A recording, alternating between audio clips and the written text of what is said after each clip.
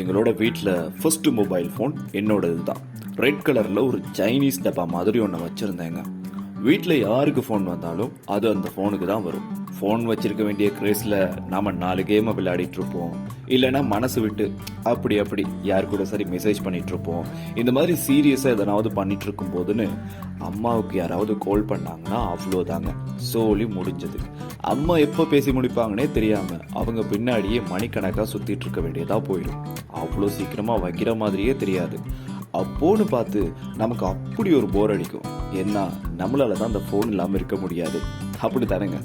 ஆக்சுவலாக அம்மாவுக்கு தெரியும் நம்ம ஃபோனுக்காக தான் அம்மா பின்னாடியே சுற்றுறோம்னு. ஆனாலும் அவங்க பேச வேண்டியதெல்லாம் பேசினதுக்கு அப்புறம் தான் நம்ம கிட்ட தருவாங்க.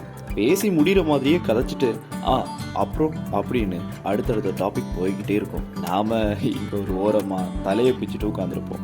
இன்ஃபேக்ட் நமக்கு அப்படி எந்த முக்கியமான வேலையும் அந்த ஃபோனில் இல்லாட்டியும் அது நம்மக்கிட்ட இருந்தால் தான் கொஞ்சம் நிம்மதியாக இருக்கும்ல. இப்போ இந்த பிரச்சனை பொதுவாக இல்லைன்னு நினைக்கிறேங்க. ஏன்னா இப்போ சின்ன வாண்டுகள்கிட்ட கூட ஆண்ட்ராய்டு இருக்குது.